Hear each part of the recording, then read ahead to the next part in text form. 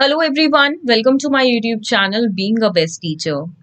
आज की इस क्लास में हम पेडागोजी ऑफ कॉमर्स के कुछ एमसीक्यू क्वेश्चंस डिस्कस करेंगे एंड 250 क्वेश्चंस प्लस की ये हमारी बुक है। अगर आप परचेज करना चाहते हैं so you can call sales executive जिनका नंबर डिस्क्रिप्शन बॉक्स में गिवन है। एंड देखिए कुछ सैम्पल क्वेश्चंस कॉमर्स के आपको डेफिनेटली टेलीग्राम चैनल से मिल जाएंगे। सो टेलीग्राम चैनल का लिंक भी डिस्क्रिप्शन बॉक्स में मेंशन्ड है। सो आप लिंक पे क्लिक करके डायरेक्टली हमें सब्सक्राइब कर सकते हैं एंड जो भी फ्री मटेरियल वहां पे डाला जाता है उसका आनंद उठा सकते हैं। सो चलिए शुरुआत करते हैं आज की इस क्लास की and beginning from question number 1। Value added tax जिसको हम वैट बोलते हैं वो क्या है? देखिए साथ में आंसर्स मेंशन्ड है, सो आपको कोई टेंशन लेने की बात नहीं है। आप स्क्रीनशॉट भी ले सकते हैं। इफ अगर कई बार स्टूडेंट्स कहते हैं कि लेट अपलोड होते हैं पीडीएफ एंड ऑल, सो आप ले सकते हैं यहाँ से स्क्रीनशॉट। ज्यादा क्वेश्चंस हम एक वीडियो में नहीं रखते हैं कभी भी। इसको इस वाली पर्टिकुलर देखिए क्लास में भी हम सिर्फ 25 क्वेश्चंस ही करेंगे। So value added tax क्या है? It is indirect tax levied at each stage of production and distribution from the primary produce to the and the last is tax calculated on the selling price but in declaration the liability of the government the seller is and देखिए ये दो definitions हैं and value added tax क्या है उसके बारे में इतना बड़ा बड़ा आपको लाइंस नहीं मिलेंगी अपने एग्जाम में। शॉर्ट एंड क्रिस्पी बिल्कुल ऑप्शंस वहां पे बनाए जाते हैं। Like it is indirect tax levied at each stage of production and distribution, खत्म। इससे आगे की इंफॉर्मेशन आपको नहीं दी जाएगी। Tax calculated on the selling price, खत्म। तो ऐसे शॉर्ट में क्वेश्चंस बनाए जाते हैं बट वो कौन सा एक वर्ड पिक कर ले और उसको फ्रेम आउट कर दे सेंटेंस में वो नहीं पता होता है। तो हमारी तरफ से हमेशा जितना मटेरियल हम जितने वर्ड्स इंक्लूड कर सकते हैं वो हमेशा करे जाते हैं। एंड ऑप्शन सी यहाँ पे करेक्ट है, बोथ है ए एंड बी।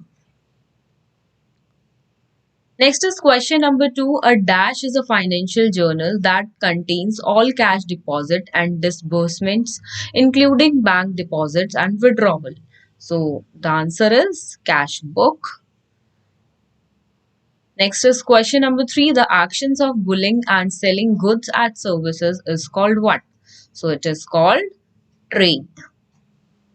सारे टॉपिक्स देखिए आपके सिलेबस में हैं तो एटलीस्ट उनकी डेफिनेशन और करेक्टरिस्टिक्स तो आपको पता होने चाहिए जिस पे क्वेश्चन डेफिनेटली आपको मिलेंगे अपने एग्जाम में। Next is question number 4. What is a summary of the financial balances of an individual और organisation whether it be a sole property, this word is proprietorship, a business partnership, a corporation, private limited company or other organization such as government or not for profit entity. इतनी बड़ी definition में से हमेशा exam में जब question आता है तो वो पिक करते हैं चूजी वर्ड्स और उसी को फ्रेम आउट करके आपसे क्वेश्चन पूछा जाता है। तो यहाँ पे इतनी बड़ी जो आपकी देखिए डिस्क्रिप्शन यहाँ पे क्वेश्चन में डाली है, तो मेक श्योर एक एक वर्ड को आप समझे क्योंकि सारे वर्ड्स क्वेश्चन पेपर में नहीं मिलेंगे। कोई भी 2-4 वर्ड्स पिक करके एक सेंटेंस फ्रेम हो जाता है and then you have to identify the answer from the option. And यहाँ पे जो करेक्ट आंसर है that is balanced sheet. Next is question number 5. A notice or announcement in a public medium promoting a public service or event or publicizing a job vacancy is called what? So it is known as advertisement, विज्ञापन, ये हम सभी को पता है। Next is question number 6. GST amount को कैसे calculate करते हैं? द करेक्ट फॉर्मूला जो है वो है option A, original cost into multiplied by GST percentage and then divided by 100। तो इस तरह से जीएसटी को कैलकुलेट, जीएसटी अमाउंट को कैलकुलेट किया जा सकता है। Next is question number 7. Which business model that lets firms and individuals buy and sell things over the internet? And the correct answer is जो इलेक्ट्रॉनिक कॉमर्स और e commerce का माध्यम है वो ऐसी अपॉर्चुनिटी प्रोवाइड करता है। Next is question number 8. The term mobile commerce was originally coined by. तो किसने कॉइन की थी? So it was coined by option A 1997 में by Kevin Duffey. Next is question number 9. Next is question number 9. Dash is a research instrument consisting of a series of questions for the purpose of gathering information from respondents. And the correct answer is questionnaire. Next is question number 10. Dash records the students, provide the awareness about their progress and weakness of the students to the parents, teachers and principals. So it is known as cumulative records. Next is question number 11. M commerce stands for. So क्या full form है? सो इसकी full form होती है mobile commerce. Option C यहाँ पे बिल्कुल correct है. Question number 12. The activity of buying and selling specially on a large scale is called commerce.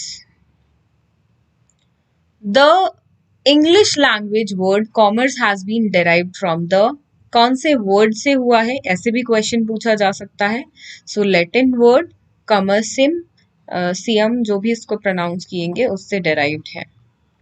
Next is question number 14. A regular gathering of the people from the purchase and sales of provision life stock and other commodities is called market. Question number 15. Who founded e commerce. तो किसने find किया था इसको? Jeff Bezos ने find किया था. Question number 16. What are the materials in digital format accessible electronically? And the correct answer is electronic resource of e-commerce. Next is question number 17. Which of the following is not an e-resource? जो e-resource नहीं है वो है e-plane, जो कि कुछ नहीं होता है. Next is question number 18. What is the measurement, processing and communication of financial and non-financial information about economic entities such as business and corporations? So that is option C, both 1 and 2, accounting and accountancy.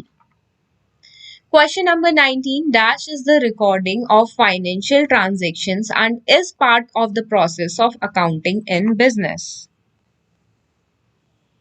The correct answer is bookkeeping. Option B.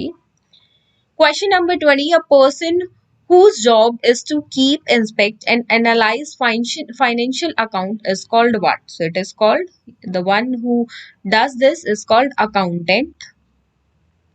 Question number 21. A person's regular occupation, profession or trade is called business.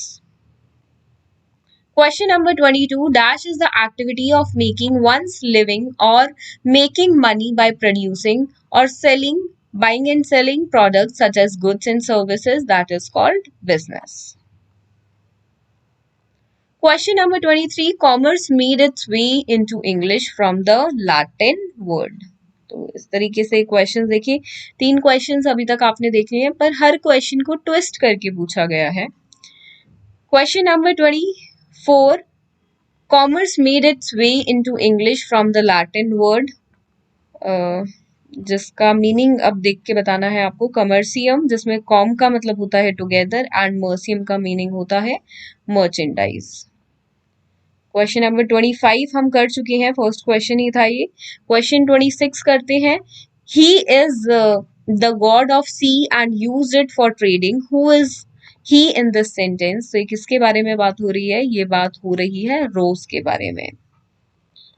So 25 questions in total हमने किए हैं. And अगर आपको book purchase करनी हो जो कि 250 plus MCQs की है by being a best teacher, so sales executive को आप कांटेक्ट कर सकते हैं, जिनका नंबर गिवन है डिस्क्रिप्शन बॉक्स में. सो आप उनको डायरेक्टली व्हाट्सएप कर सकते हैं या कॉल भी कर सकते हैं. तो वहाँ से आपको जानकारी मिल जाएगी बुक के बारे में, प्लस सारी डिटेल्स आपको मिल जाएंगी that how you can by the book. So thank you for watching this video and do share this video with your friends and subscribe to our YouTube channel, which is Being a Best Teacher. Thank you.